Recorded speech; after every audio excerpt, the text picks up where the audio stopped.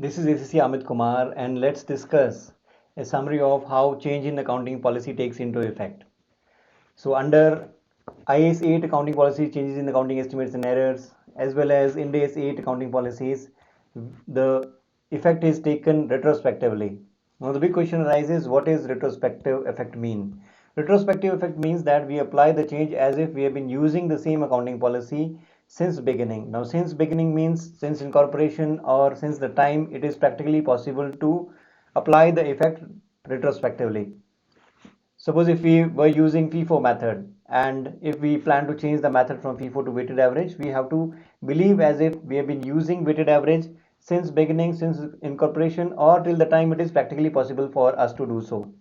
So there is a relief given by the standard that apply the effect retrospectively as far as it is practicable to do so. So if you are not able to apply it since beginning or since incorporation, because many of the companies may be 50-year-old, maybe 100-year-old, it may not be possible to apply the same accounting policy for all the years we have been in existence. So there is a relief as well. That relief helps us to apply the change for fairer presentation. So let's have a look at it. What is it and how it is taken into account?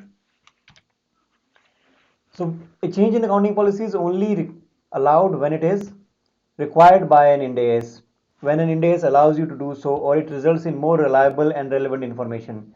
If it results in better information, fairer presentation, then only we can change it. Unless required by standard, if we change it on our own, it is considered as a voluntary change, that we plan to change the accounting policy since we believe that it is going to give fairer presentation. So as I said, like once we decide to change an accounting policy, it should be because of the transitional provisions. Either the standard requires us to change.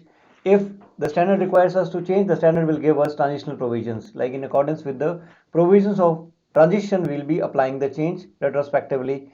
Now in retrospective application also, whenever there is a transitional provision given, they give us some relaxation in terms of full retrospective method or modified retrospective method. As a result of initial application of Ind AS, if there are no transitional provisions given, then also we are required to apply the effect retrospectively, because this standard wants us to bring in any change with a retrospective effect. If we change any accounting policy, it should be presented retrospectively. If we plan to do so voluntarily, then also we are required to take into account retrospective effect. We'll apply the effect retrospectively. Now, what does this really mean? It means that we apply an accounting policy in such a manner as if we have been using that policy always or since beginning. So what we do, we adjust the opening balance of each affected component of equity for the earliest period presented. What do I mean by earliest period presented? Suppose if you are presenting financial statements of 31st March 2020, the comparative will be with the balance sheet of 31st March 19 and of the period beginning 1st April 2018 to 31st March 19. So we need to bring in these retrospective effects at the beginning of the earliest period presented, and comparative amounts are disclosed if new policy is always been applied in a manner as if we've been using this policy always. So there is a relaxation that if it is not practically possible to apply the effect retrospectively, we can do so as far as it is practicable to do so. How it is taken into account? How do we apply the effect retrospectively? Suppose we are changing the method from FIFO to weighted average. This is the decision we make, that let's change the method from FIFO to weighted average, because we believe that changing the method from FIFO to weighted average will give us fairer presentation. So we'll apply the effect retrospectively as if we have been using this policy since beginning, and there is relaxation as far as it is practicable to do so. So we believe that we incorporated in year 2014 and we prepared our financial statements as of 31st March 2015. We were preparing financial statements on FIFO basis, and on FIFO basis the calculations are 6500, 5000, 4000 and 4500. So we'll recalculate these calculations assuming we have been using weighted average since beginning, or as far as it is practicable to do so. When we recalculate using weighted average, we got to know that if the same inventories, if you would have calculated on the basis of weighted average, the figure would have been 5000 in year 2015, it would have been 4800, 5200 and 4000 as on 31st March 2018.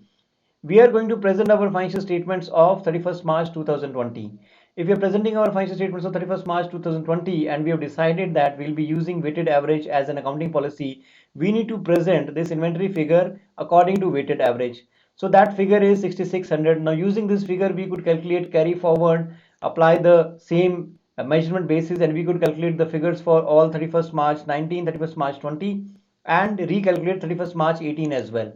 That what if we have been using weighted average since beginning. So if you see there is a difference of 500, how do we bring about this change? We will make this adjustment of 500 against the retained earnings.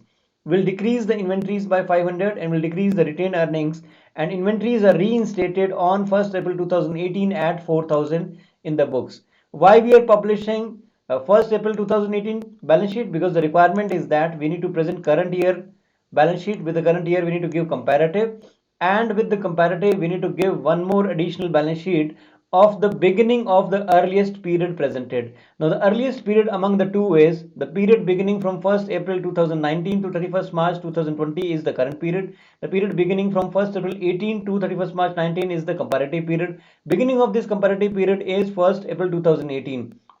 By publishing this additional balance sheet of 1st April 2018, we have been successful in applying the effect retrospectively by picking up the figure of 31st March, converting it and presenting it on 1st April by applying the retrospective effect. So we bring about the change in the 1st April 18 balance sheet, which automatically gets transferred to 31st March 19 and also to 31st March 20. So we are able to present all our published financial statements on weighted average basis.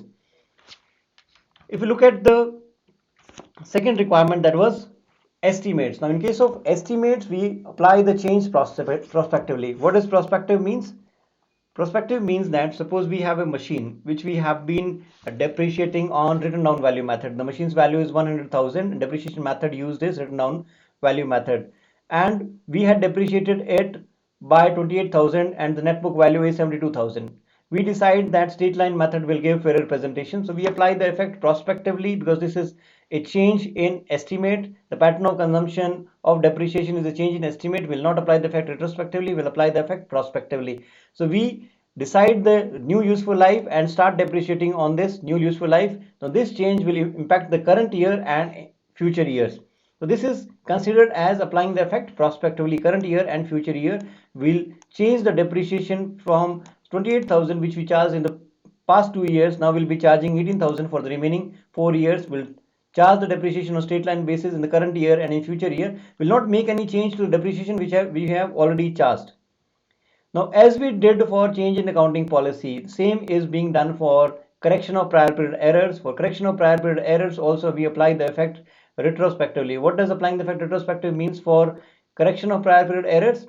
For correction of prior period error, it means that we'll bring about the change in such a manner as if the error never existed, that there was no error existing as part of the financial statements. So we'll make the change in such a fashion, in such a manner that the error never existed. So we have the financial statements with error till 31st March, they are with error. Now we need to make them error free. Now these errors are prior period error. Prior period error means that if the error belonged to the period 1st April 19 to 31st March 20, that could be corrected in this financial statement. If the error belonged to the period 1st April 18 to 31st March 19, that could also have been corrected. But this is a prior period error, means error before 31st March 18. This is a prior period error not belonging to these current financial statements being published. So what is the way out to deal with it? The only way out is that we need to publish an additional balance sheet of 1st April 18 to make these financial statements error free. So we recalculate as if the error never occurred. We make them error free and try to see the impact on it. The impact is that we need to correct the financial statements by 500. We make that adjustment in the 1st April balance sheet. The 1st April balance sheet presentation makes it error free. Automatically 31st March 19 is error free and 31st March 20 is error free. This is how the terms retrospective application and prospective applications are used, and how they are helping in applying the effect retrospectively for correction of prior period errors and changing in accounting policies, and applying the effect prospectively for change in the pattern of consumption for depreciation methods or any change in estimates which impacts only the current year and future year. So this is all for a glimpse of applying the effect retrospectively and prospectively. Thank you.